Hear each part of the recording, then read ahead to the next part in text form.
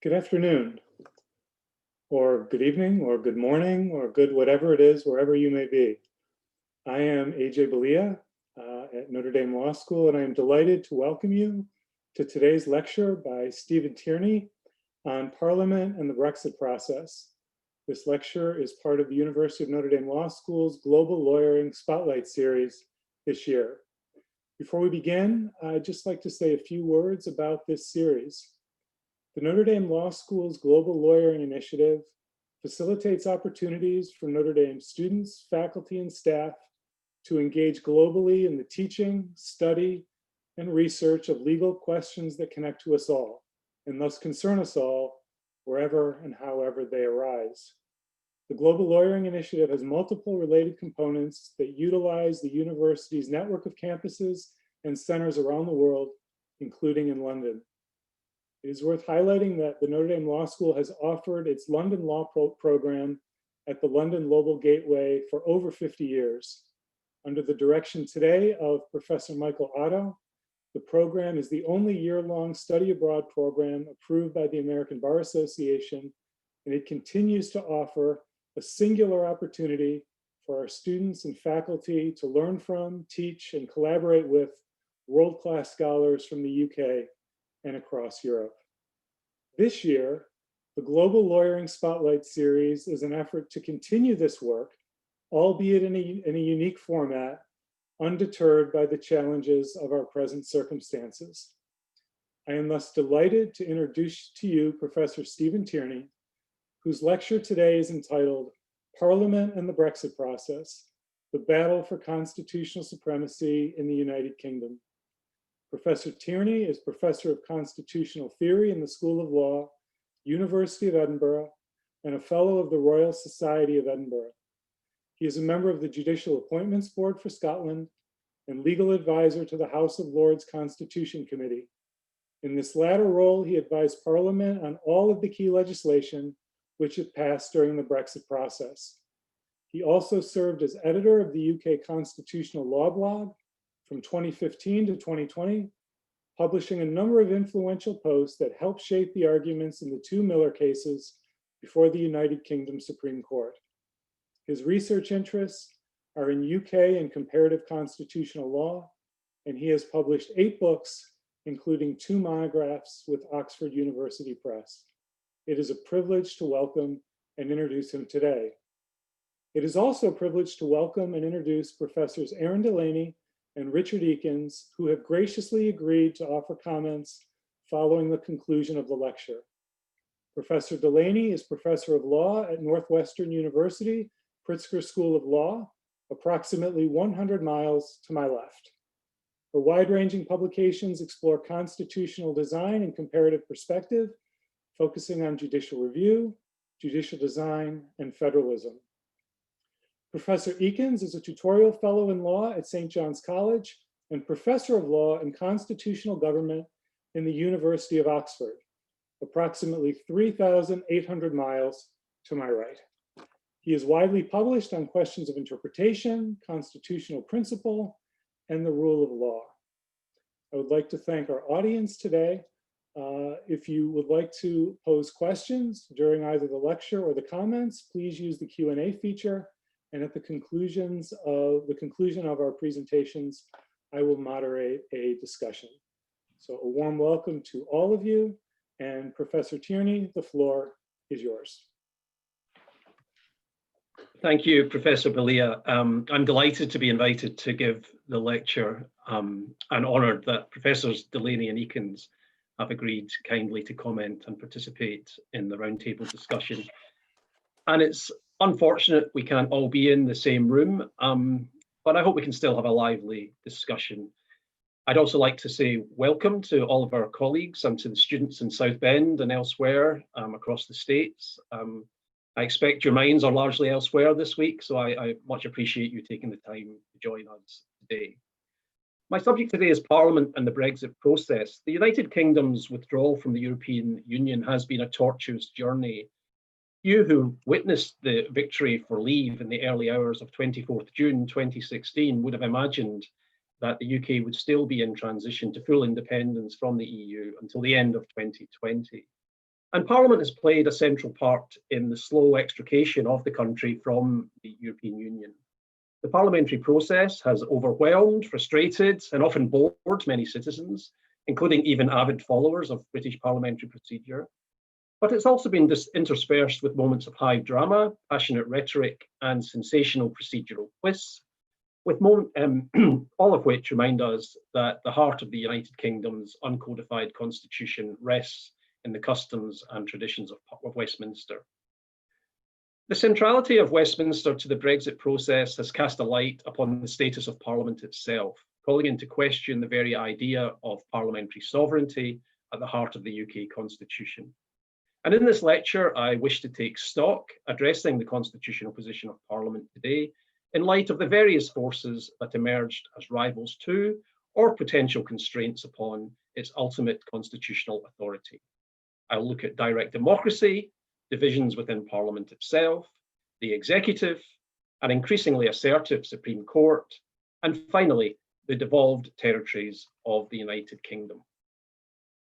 We need to begin, however, with this very idea of parliamentary sovereignty. The terms supremacy and sovereignty are often used interchangeably in relation to Parliament, but they need to be distinguished. In the absence of a codified constitution, such as the United States has enjoyed for over 230 years, parliamentary sovereignty is typically presented as the cornerstone of the UK Constitution. This doctrine was articulated by Albert Venn Dicey over a century ago. Dicey brought to his study of the UK's constitution that combination of political self-confidence and narrow positivism, which came to characterise modern legal scholarship in the Whig tradition. For Dicey, parliamentary sovereignty was the keystone of the constitution, the central principle on which all the rest depends, he said.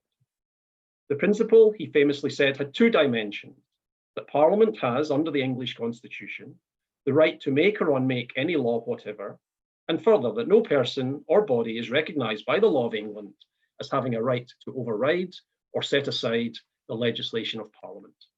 In short, Parliament can do anything but bind itself. Any law made by Parliament can later be unmade by Parliament. As an account of Parliament's authority within the UK system, Dicey's thesis is both attractively simple and rationally compelling, recognised as accurate on many occasions by the courts over the ensuing century. In my paper, I reference various challenges to this doctrine. I don't have time to go into those this evening, but I wish to take a different tack from these and call into question the use of the term sovereignty to describe Parliament's power. Dicey's account of Parliament's authority is concerned principally with the locus of ultimate lawmaking authority, a search for the last word within the system. As such, it is really concerned with the legislative supremacy of Parliament, a more modest concept than sovereignty. Sovereignty is a doctrine of state power with external and internal dimensions. In its internal constitutional aspect, it encompasses the entire relationship between lawmaking authority on the one hand and the political facility available to political institutions to exercise that authority on the other. Sovereignty embraces not only lawmaking, but the political facts that allow for the making of law within any modern democracy: legitimacy and efficacy. The Brexit process highlights, I believe, better than any other recent constitutional event in the United Kingdom, this distinction between Parliament's supremacy as a lawmaker on the one hand, and the various legal and political conditions which constrain its expression on the other. In the remainder of the lecture, I do not contest Parliament's ultimate lawmaking authority. I seek instead to assess how the forces set loose by Brexit increasingly condition the exercise of this power and make the idea of constitutional sovereignty within the UK a much more complex beast than mere legal supremacy. The first port of call is the referendum itself and the unleashing of popular sovereignty within the British Constitution. It is my view that the 2016 referendum was as close to an exercise in popular sovereignty as it is possible to get within the UK's representative system of government. Dicey himself, somewhat surprisingly, favoured the use of referendums for constitutional matters. He was vexed by the idea of Irish Home Rule in the 1880s and proposed the referendum as a people's veto, to prevent Parliament from legislating to give Ireland self-government in the face of British popular opposition.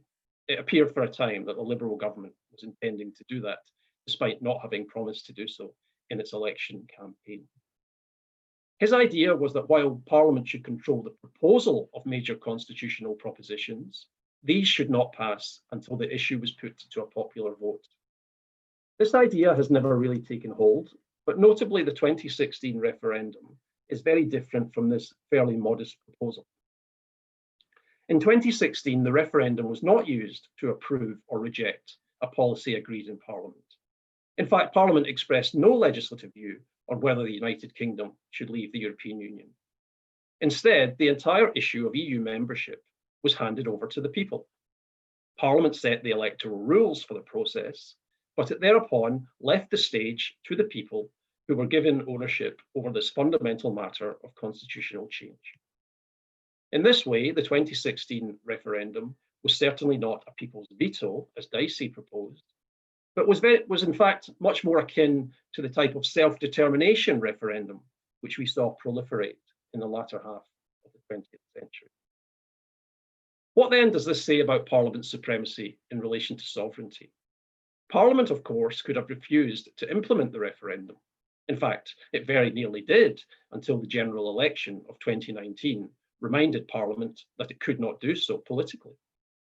The intervention of direct democracy in this way shows, I think, very clearly that sovereignty is a much broader phenomenon than mere legal supremacy. Dicey advocated the referendum because, as he put it, the law depends for its enactment on the consent of the nation as represented by the electors. In a notable passage, Dicey stated that while Parliament represented the nation, it was not the same as the nation. Brexit has demonstrated this truth, making clear just how much Parliament's legal supremacy is beholden to a deeper sovereign relationship between the people and the state. Brexit also causes us to ask, what is Parliament? The notion of sovereignty, which has been conceived in singular terms since the era of Baudin and Hobbes, tends to involve a conception of Parliament as a strong and unified decision maker. Through the Brexit process, it was clearly anything but. Parliament is, of course, a pluralised set of institutions, the Commons, the House of Lords, and the monarch. The lawmaking authority of Parliament is in fact best framed as the legislative supremacy of the Crown in Parliament.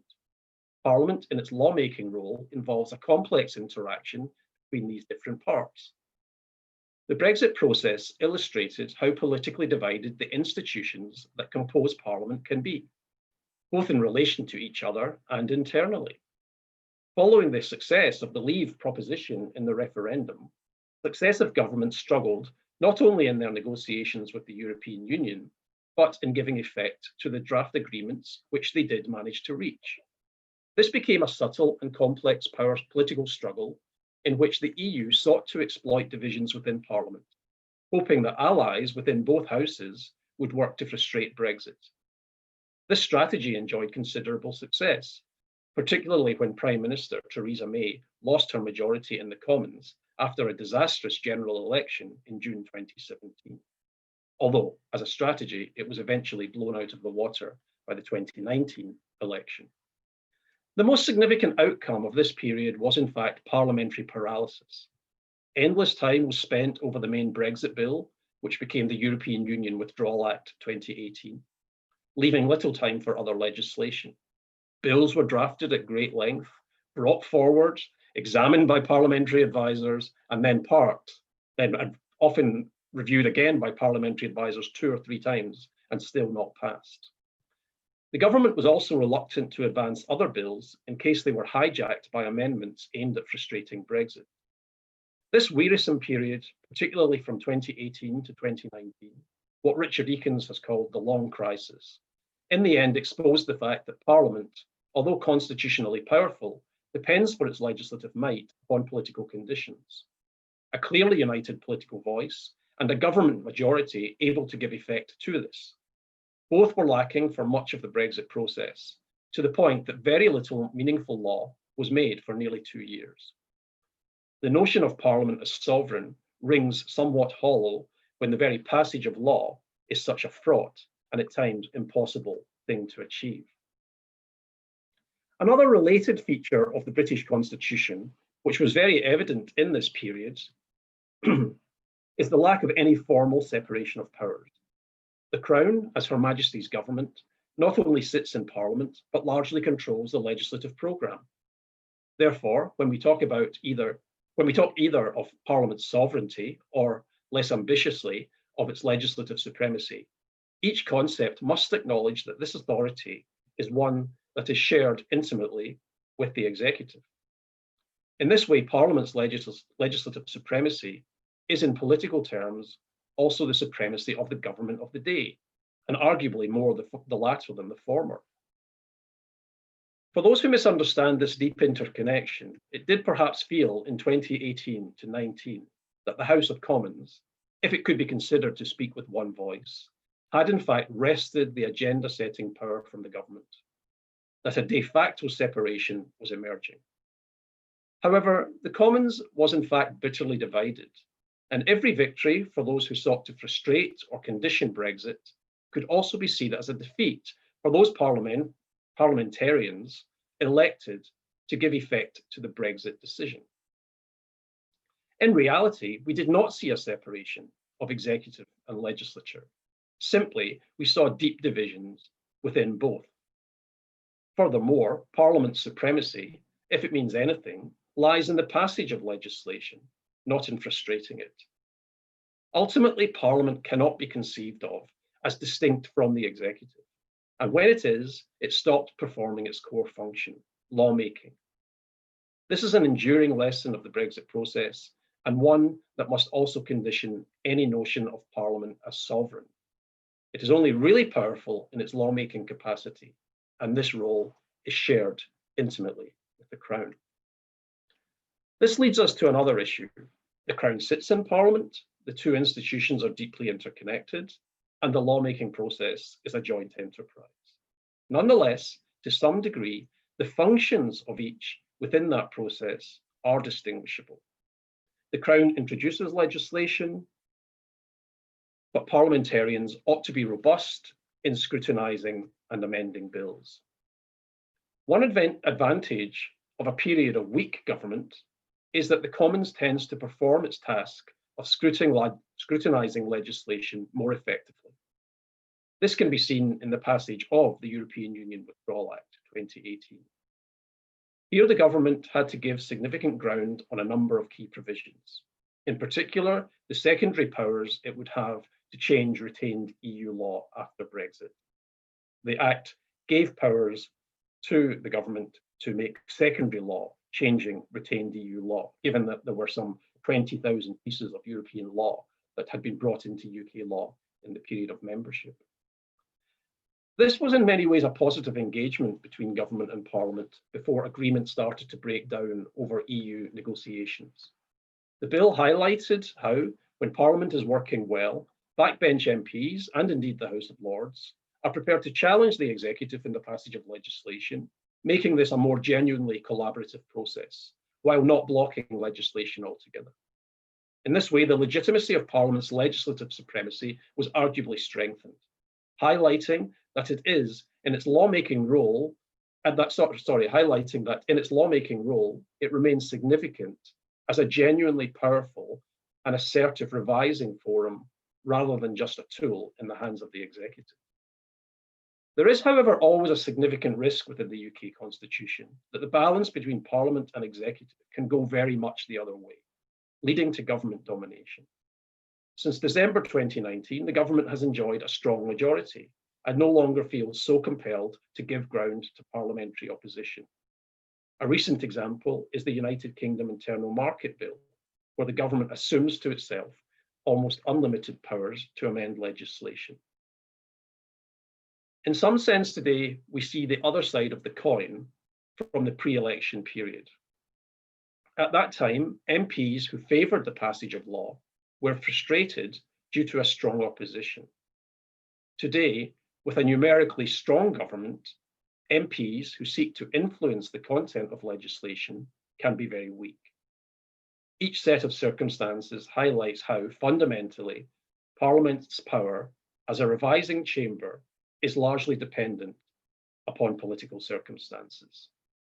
When we try to conceive of Parliament as separate from the government, we are really focusing upon its role as law reviser, not lawmaker.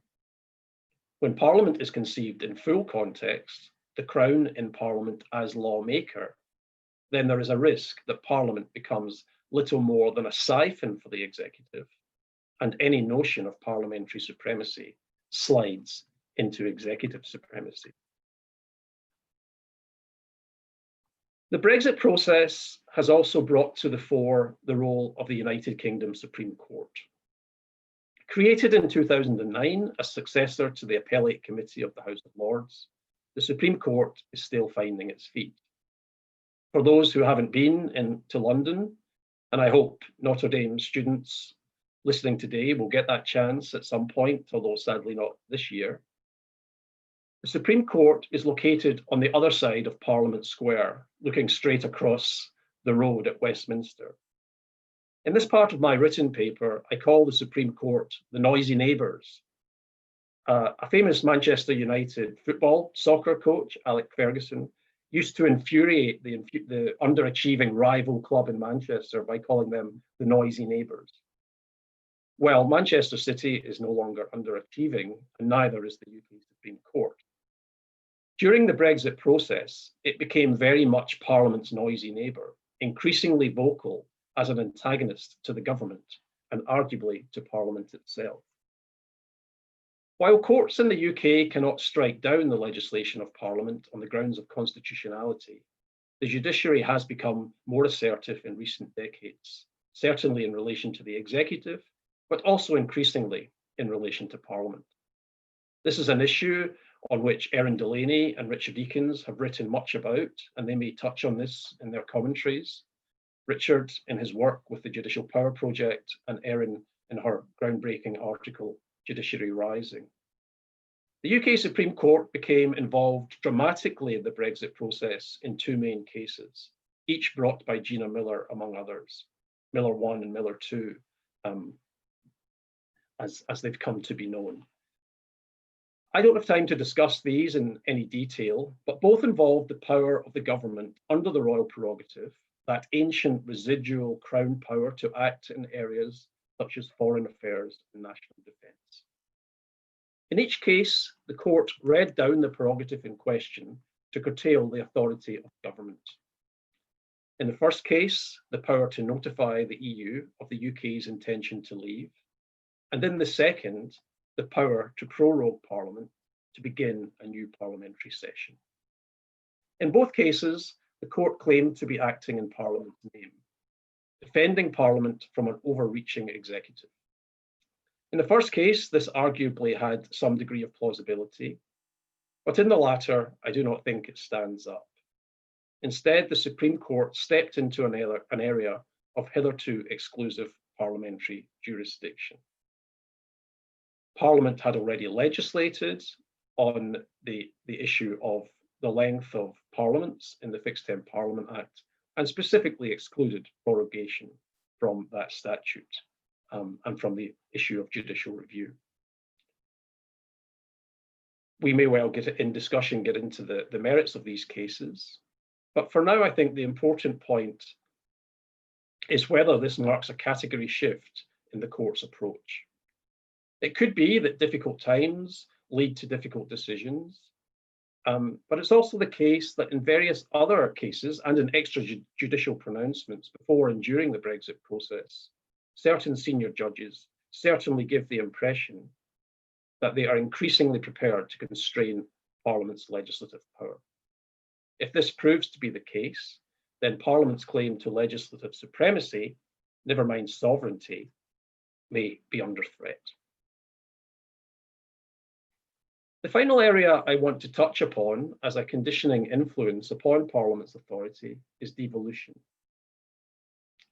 Parliament created the devolved institutions for Scotland, Wales, and Northern Ireland in 1998. In doing so, it was careful to assert that Parliament retained legislative supremacy in relation to the new devolved legislatures. From this perspective, devolution seems very different from federalism.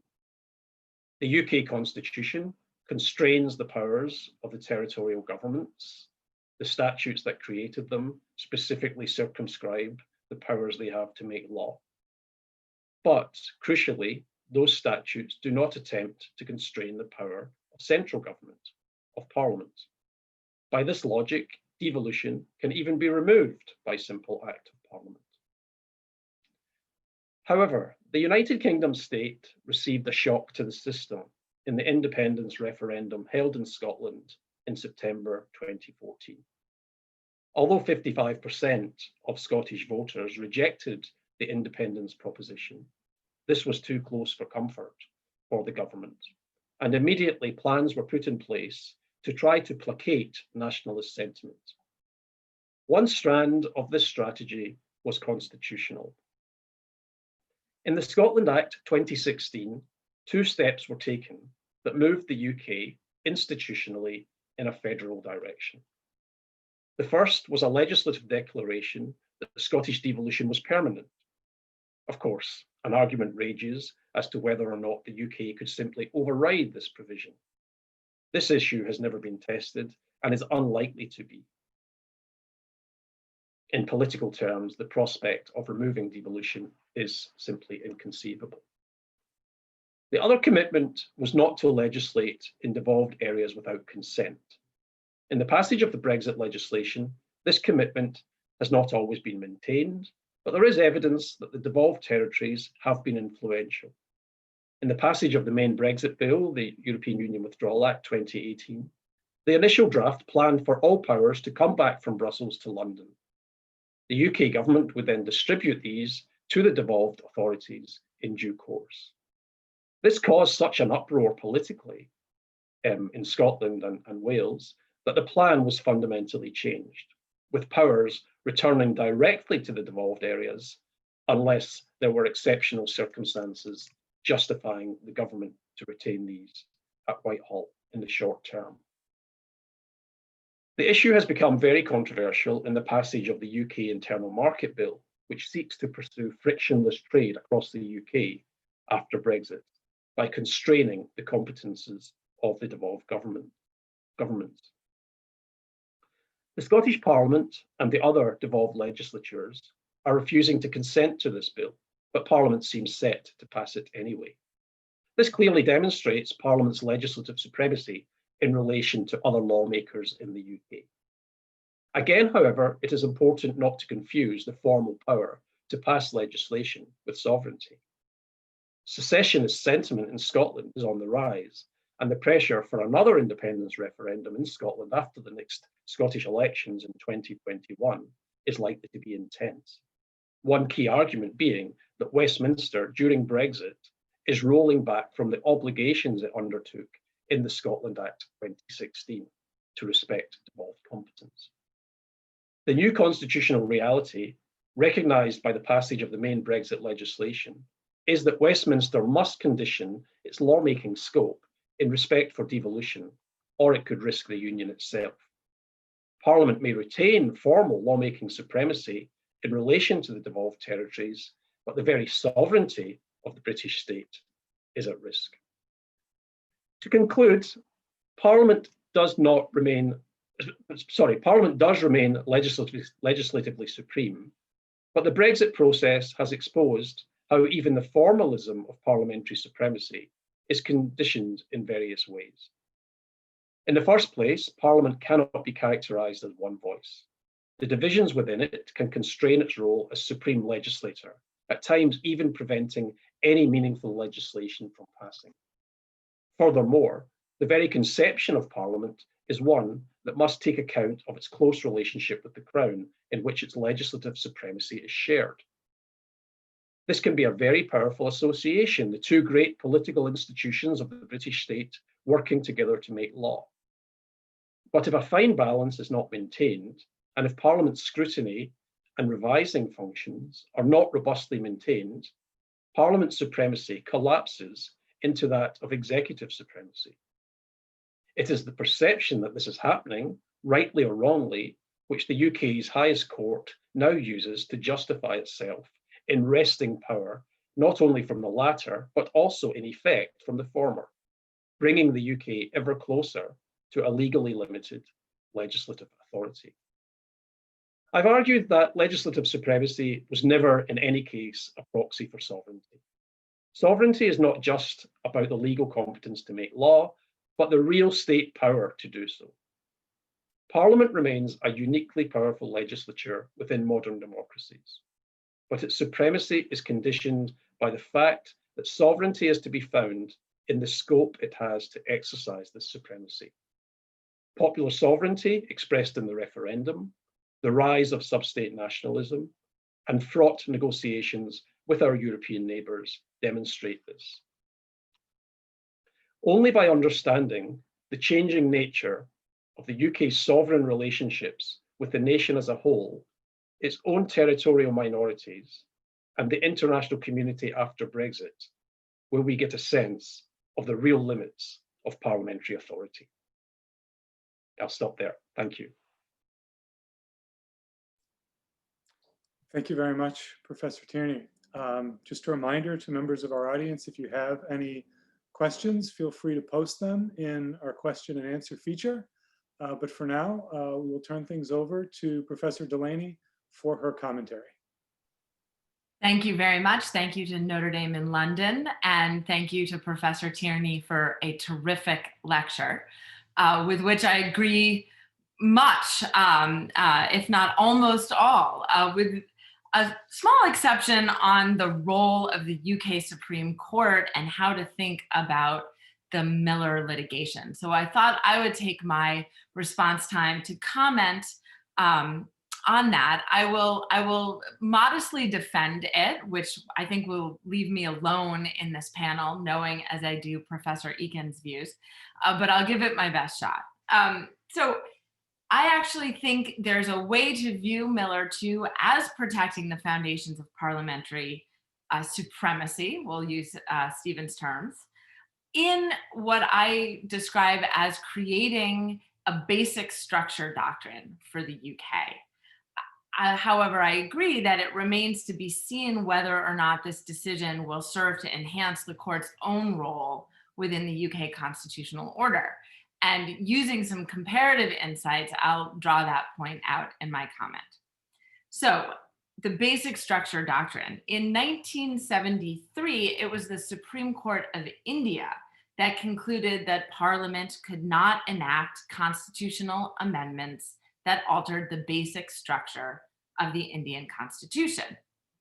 The creation of this basic structure doctrine has led to a flowering of jurisprudence and academic literature on unconstitutional constitutional amendments. So initially, it may seem odd to draw the analogy to the United Kingdom, as the concept of a constitutional amendment is necessarily complex in the British setting. But putting to one side the question of amendment and focusing instead on this idea of a basic constitutional structure, I think it's possible to see the Miller decisions as the UK Supreme Court announcing a basic structure doctrine for the UK, and in comparative perspective, this not being a very big deal indeed. So, in comparative perspective, the UK Supreme Court position is far from unique. This is not a special instance of a judicial threat to parliamentary sovereignty, which other countries with their written constitutions can't cognize. In fact, whenever a court relies on some version of the basic structure doctrine, it is critiqued as threatening democracy or overstepping its role. And lawyers everywhere in these contexts debate whether or not the legal arguments internal to the constitutional or legal regime support that court's decision. I may come closer to Paul Craig's view of this decision than to Richard Eakin and Stephen Tierney's view, but that is internal to the legal system. As you take a step out, the question, the broader normative question, becomes whether or not judicial reliance on a type of basic structure can be justified as a measure of macro constitutional politics. So here, a court's invocation of the basic structure doctrine is often justified in the context of abusive constitutionalism, or to protect fragile democracies, or where there is some threat of democratic erosion. I am not at all suggesting that the UK was headed to some kind of Frankenstate, as Kim Shepley suggests, not about the UK, but about the use of this doctrine. But things weren't exactly cricket either. The combination of fast-paced and somewhat haphazard constitutional and subconstitutional change that began before Brexit and was heightened by Brexit, I think could reasonably have given the Supreme Court cause to seek to protect the basic structures of UK democracy, and thus to provide a justification to limit unusual exercises of executive power. So what would this UK basic structure doctrine be? Well, I think the court's focus on parliamentary accountability in Miller 2 is the functional claim to protecting the basic structure of British government. Here, it's the court's recognition that though a legal concept, parliamentary supremacy is nevertheless necessarily embedded in political structures. The formal doctrinal construct obscures the complex functional governance system that Professor Tierney outlined. In fact, the democratic underpinning of parliamentary supremacy must rest on the twin pillars of responsible government and a robust party system. In fact, the two-party system, Dicey, the invoker of parliamentary supremacy, describes the two-party system as the very foundation of our constitutional system.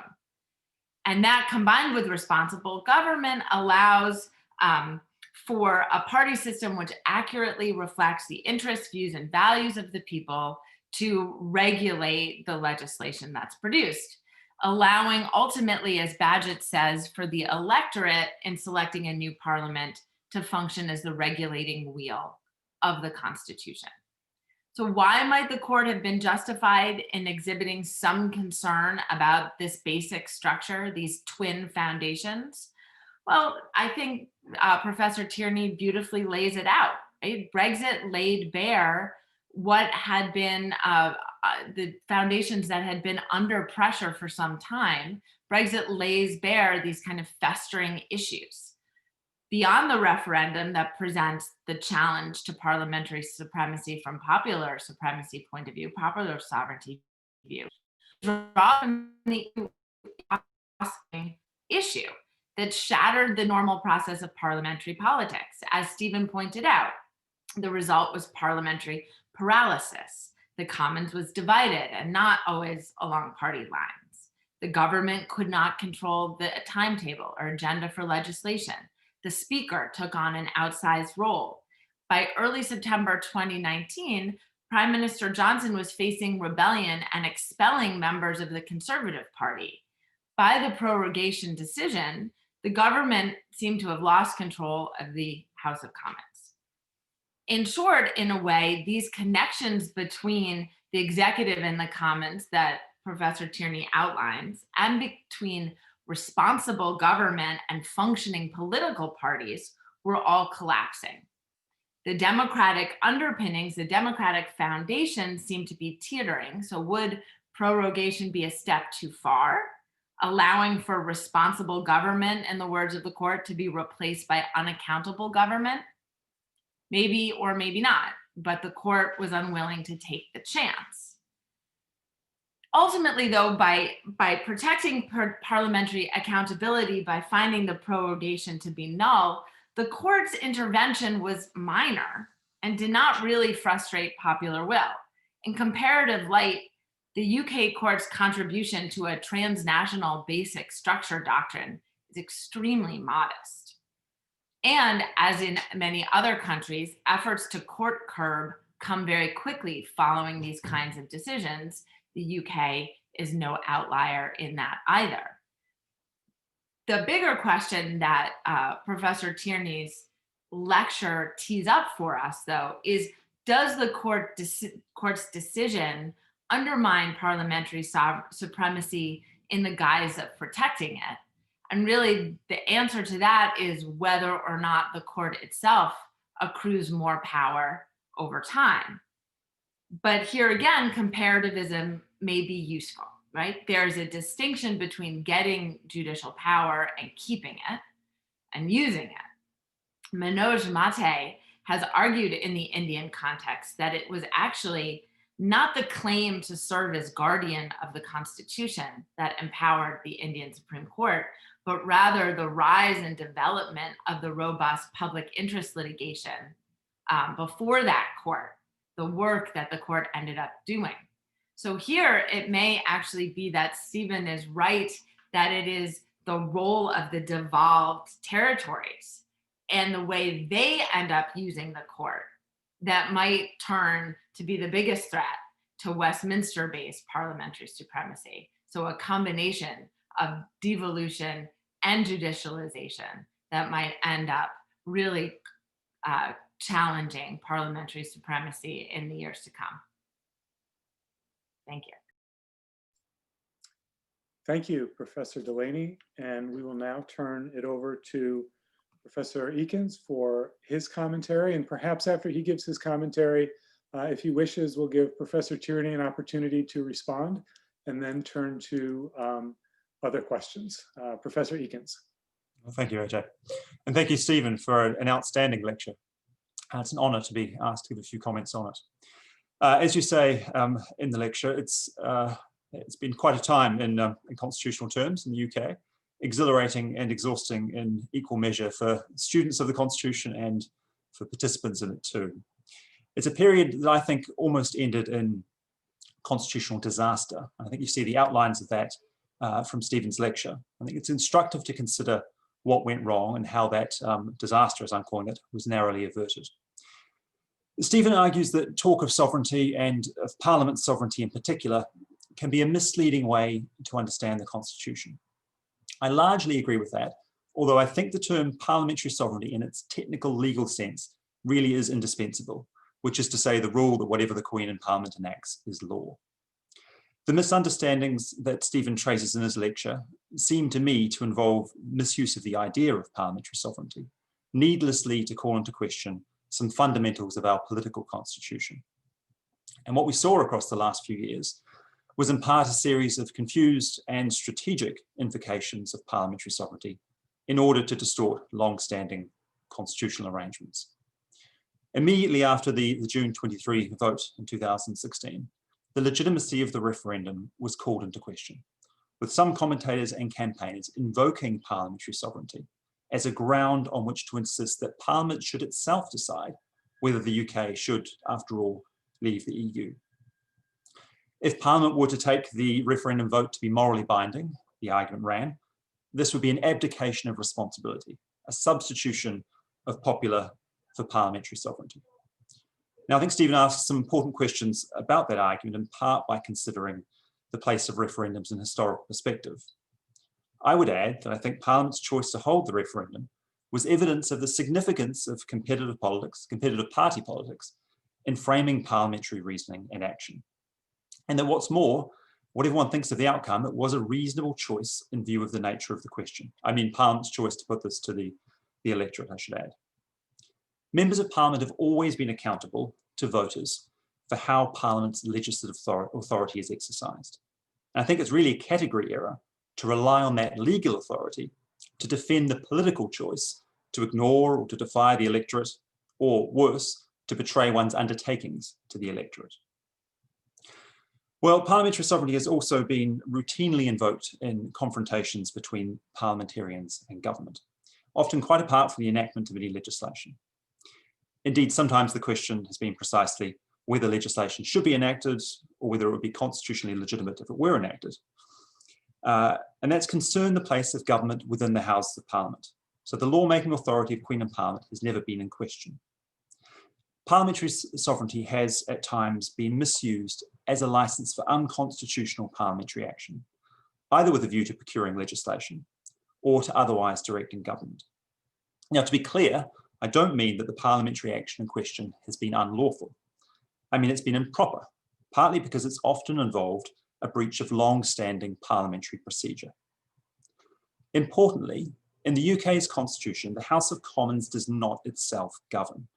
It supports a government that takes responsibility for governing, which it can then remove if need be.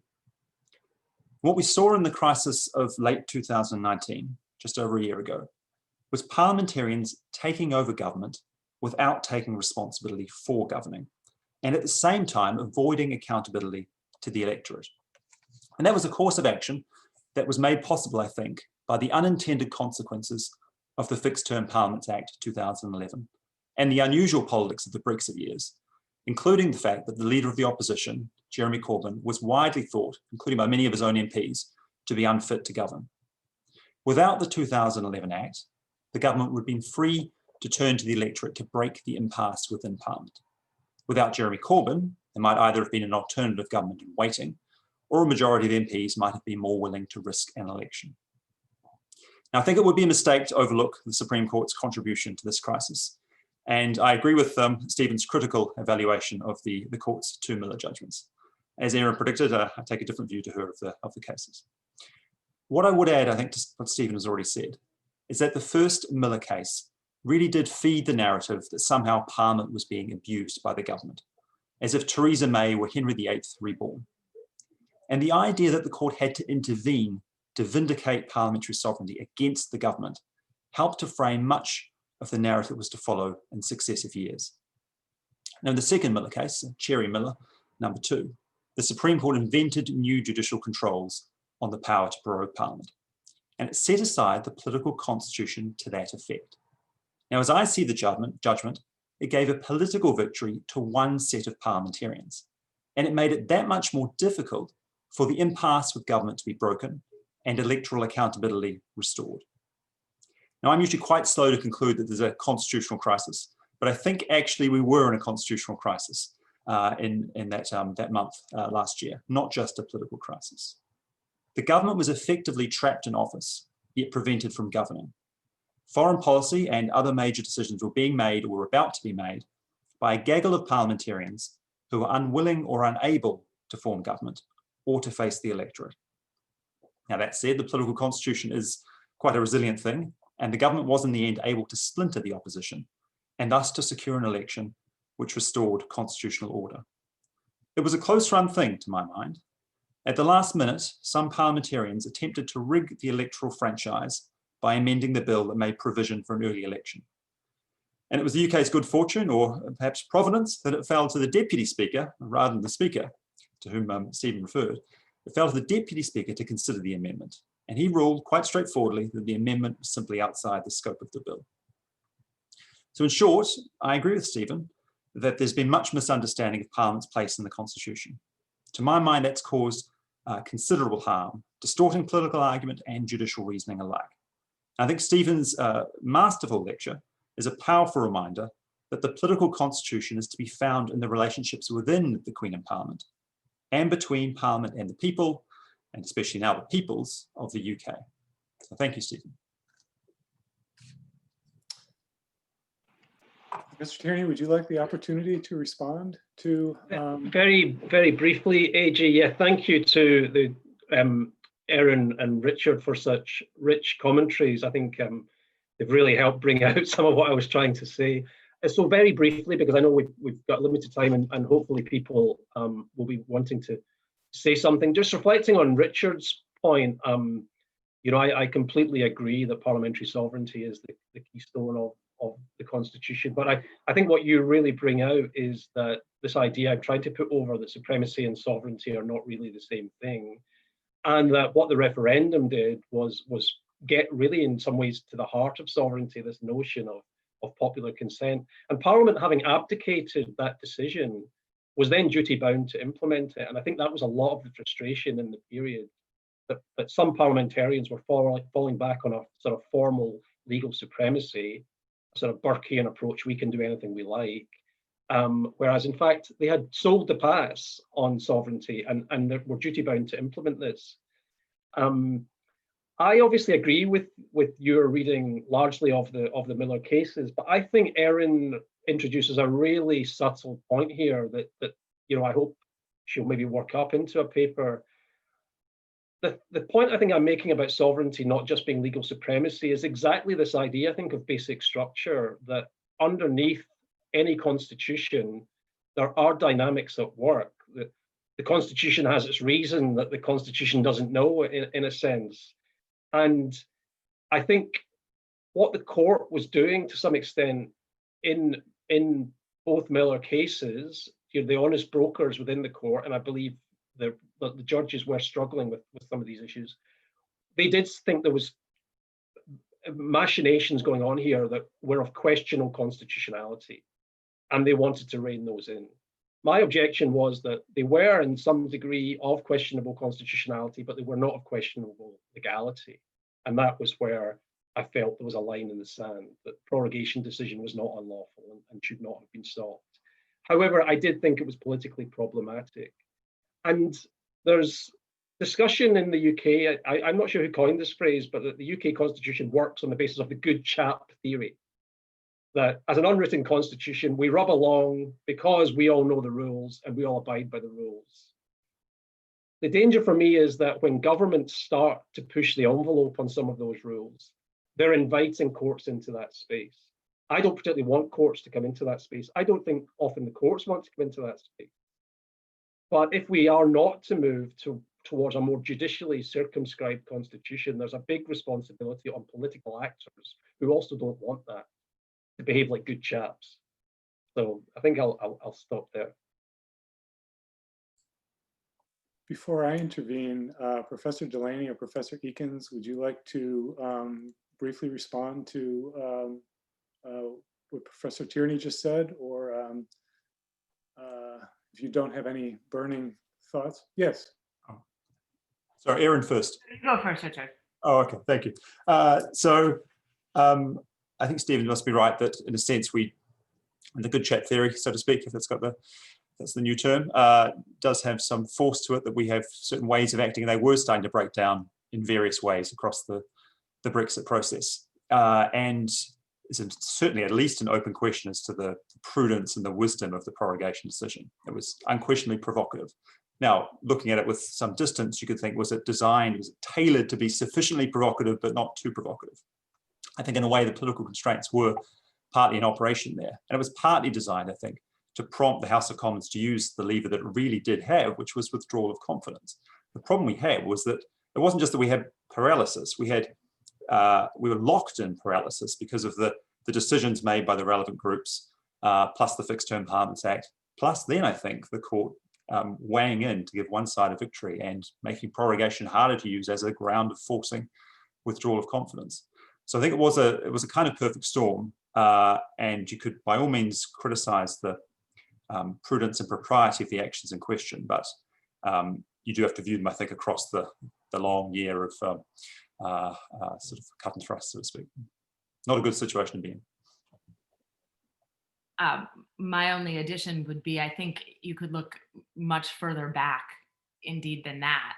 And if you take a look at the decision about having the referendum as an internal party politics way for Cameron to play out, Richard, you referred to a number of the decisions as Parliament making a decision, but the Fixed Term Parliaments Act is an act of political expediency in the middle of the first coalition government in peacetime since the 1930s. I mean, these are weird moments.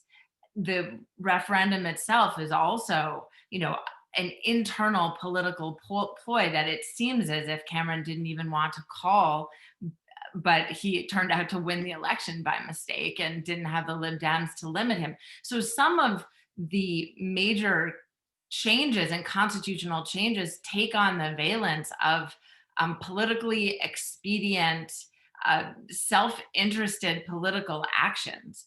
And when you start to view them in that way, then I think the court taking a look at prorogement has a very different lens that it's looking at, or through which it's looking at that stage in the process, where it does seem like much has broken down. And that's not even to include, the role of cabinet government or the rise of semi-presidentialism and all the other complications to the underlying basic structure. So I have a few questions that I think in a way boil down to one. And so I'll try to pose this question in a coherent way to Professor Tierney, and in fact to all of our panelists. And I think it's a question that's helpful for an American audience, which is, in the context of this discussion, what is the significance of sovereignty? In the sense that, Professor Tierney, you described these political facts that limit and condition the ability of Parliament to actually act with power on behalf of the state, the rise of the referendum, procedural constraints on action, all of these things that, in your view, perhaps make it more accurate to describe Parliament in terms of legislative supremacy in terms of rather than in terms of sovereignty. But isn't it the case that any sort of presumptively sovereign institution is going to operate under a theory of politically factual constraints such as treaty obligations, procedural constraints in the operations of government that would fit within your analysis, such that is sovereignty more a matter of the degree of constraint that exists on a governing institution? And if so, what is the significance to identifying the dynamic of power as legislative supremacy versus sovereignty, which takes about three questions, and I'll add a fourth and packs them into one, which is, in the United States, we sort of learn in the fourth grade that the ultimate sovereign is the people, but the people act under burdensome political constraints, to say the least, in actually effectively exercising power. So what is the significance of sovereignty, if that question makes sense in this context? Yeah, it's a huge question, AJ, and I think there's certainly obviously a relationship between law and politics, and constitutions develop in incremental ways. I mean, we see Bruce Ackerman's groundbreaking work on the US in terms of all the massive changes that have affected constitutional understanding that have not all been filtered through the amendment process, or where they have, they've also been supplemented by changes in understanding and culture. So that is an issue for all constitutions. I think what the sovereignty issue for the UK is that sovereignty, in a sense, is an external and internal dimension, and it's all revolves around the state. So the state is sovereign in relation to other states in its external persona. Internally, modern political thought developed the idea of the state internally to deal with all of the institutions and powers that work internally in a constitutional sense. The United Kingdom is something of a vacuum in that respect. We filter all of those powers that everyone else filters into a constitution really through Parliament. And while the UK was a very coherent, homogeneous, nationally homogeneous territory with very normal international relations, that worked well enough. Parliament was effectively a proxy for the state. The problem, I think, is that we moved to membership of the EU, where we had suddenly found we were sharing legal supremacy with an external body. We have incrementally moved to what I think is now a federal system in the United Kingdom, without calling it that. We've developed a Human Rights Act, which is equivalent in many ways to a Bill of Rights in other systems. We've done all of these, made all of these developments of modern statehood in conceptually revolve around the idea of the state in many modern constitutions, but we've done it by still holding to this notion of there's only really one institution that counts, and there's only one constitution that we can call sovereign. And I think we're overclaiming for Parliament. I think we're overclaiming. All of these changes have taken place, and we're still trying to say Parliament's not affected, Parliament's not affected. But I think the more you say that, the more you're putting everything else into a little political bag and saying this is not really constitutional because Parliament can always get rid of it whenever it wants. I think you're misunderstanding, not you, but I think one is misunderstanding that parliamentary sovereignty just doesn't do that work. Parliamentary legislative supremacy does not do that work. We need a more holistic conception of sovereignty to take account of all of these different pressures which together constitute constitutional state. So I think that's the distinction. I'll just ask quickly whether Professor Delaney or Professor Eakins wishes to offer any commentary before we conclude, because we're about running out of time. Can I do so in maybe, well, I say one sentence, it might be a long sentence. The Queen and Parliament's lawmaking authority, I think, anchors the Constitution, but it anchors a political constitution. And Stephen's right to draw our attention to the host of ways in which Parliament is constrained, including especially devolution, maybe in the former European dimension. But that lawmaking authority, I think, enables a certain kind of politics. And I had students tell me for years that it was theoretically possible for the UK to leave the EU, but that it was not practically possible. And the fact, I mean, I think they were looking at the politics at the time and taking that to be determinative. And the fact that we have this capacity for radical action, radical lawmaking action at the heart of the Constitution makes all the politics around Parliament really, really central. It makes them constitutional. I agree that they're not, a lot of these relationships are not sort of mere politics, they're constitutional in nature. But it does give a certain cast to our Constitution, even if this makes for an awkward fit with membership of a treaty-based organisation like the EU. Makes it awkward in relation to devolution, sort of as it did with the change in the British Empire over time, although that was easy to manage by virtue of distance, I think. So yes, sovereignty might be a sort of problematic anchoring idea for everything, but that the Queen and Parliament can do anything as a matter of law, that's a really politically significant feature of our arrangements still. I've read Herzog's book, so I'm now off sovereignty completely. But I did want to just one last comment in response to Richard, right? But the government's white paper says, right, whilst Parliament has remained sovereign throughout our membership of the EU, it has not always felt like that. So the formalist statements about the power of parliamentary sovereignty and the pragmatic functional existence is in the government's own Brexit white paper doing a lot of work, and ignoring that work is, I think, functionally ignoring all of what is on the ground happening in the UK, the things that Stephen has drawn out, whether it's devolved parliaments or the role of human rights or the role of the court. And so I'm not sure it can do as much if the government itself doesn't seem to be able to hold on to the principle of parliamentary sovereignty. All right.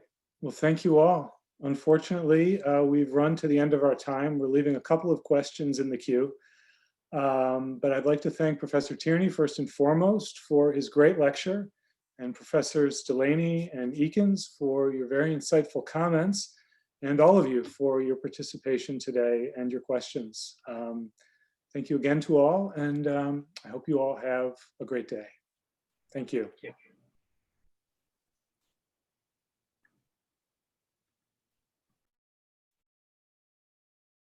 Thanks, everyone. Much appreciated.